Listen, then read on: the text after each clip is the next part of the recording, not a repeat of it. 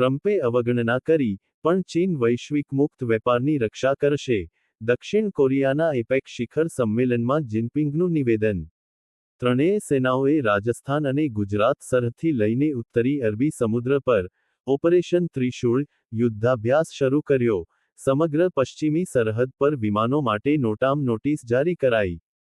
સમાજવાદી પાર્ટીએ એકસાથે સરદાર પટેલની જન્મજયંતિ, રાષ્ટ્રીય એકતા દિવસ અને આચાર્ય નરેન્દ્ર દેવની જન્મજયંતિની ઉજવણી કરી, જેમાં અખિલેશ યાદવ હાજર રહ્યા. ઉત્તર પ્રદેશના લખનૌમાં 11 મહિનાના એક બીમાર બાળકને સમયસર તબીબી સારવાર ન મળવાને કારણે તેનું મૃત્યુ થયું છે.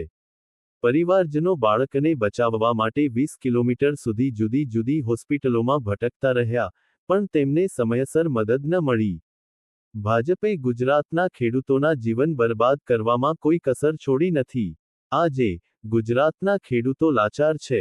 ભાજપના મળતિયાઓ ખેડૂતોને ખુલ્લેઆમ લૂંટી રહ્યા છે અને ભાજપ સરકાર ખેડૂતોની વાત સાંભળવા પણ તૈયાર નથી. ગોપાલ ઇટાલિયા. આજે સરદાર વલ્લભભાઈ પટેલની જન્મજયંતિ છે, જેમણે ખેડૂતોના હક્કો માટે અંગ્રેજો સામે લડ્યા હતા. તે સમય દરમિયાન અંગ્રેજોએ ખેડૂતો પર લાઠીચાર્જ કર્યો ન હતો કે તેમની સામે કોઈ આરોપો દાખલ કર્યા ન હતા. સરદાર પટેલને ખબર નહોતી કે આઝાદી પછી એક એવી સરકાર સત્તામાં આવશે જે ખેડૂતોને જેલમાં ધકેલી દેશે અને તેમના પર લાઠીચાર્જ કરશે. અરવિંદ કેજરીવાલ. ટ્રમ્પનો ઇનકાર. અમેરિકાના રાષ્ટ્રપતિ ટ્રમ્પે એરફોર્સ વનમાં પત્રકારો સાથે વાતચીત દરમિયાન વેનેઝુએલા પર હુમલો કરવાની કોઈપણ યોજનાનો સ્પષ્ટપણે ઇનકાર કર્યો. તેમણે આ સવાલના જવાબમાં માત્ર ના કહ્યું હતું.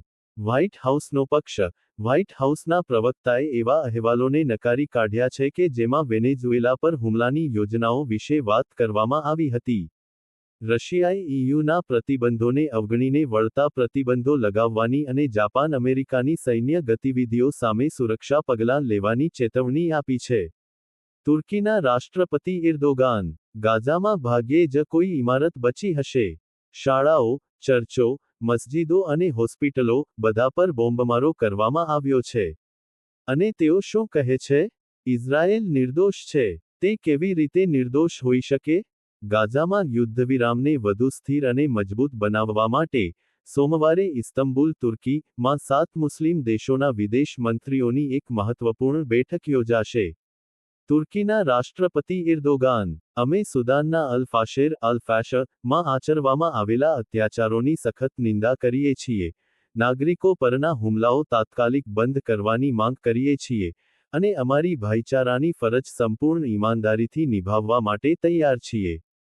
સૌથી અગત્યનું, વધુ લોહી ન વહેવું જોઈએ, કોઈ નિર્દોષ મહિલા, બાળક કે નાગરિકની હત્યા ન થવી જોઈએ. રિપોર્ટ. રજાક મોખા. અમદાવાદ દસ્તક ન્યૂઝ 24.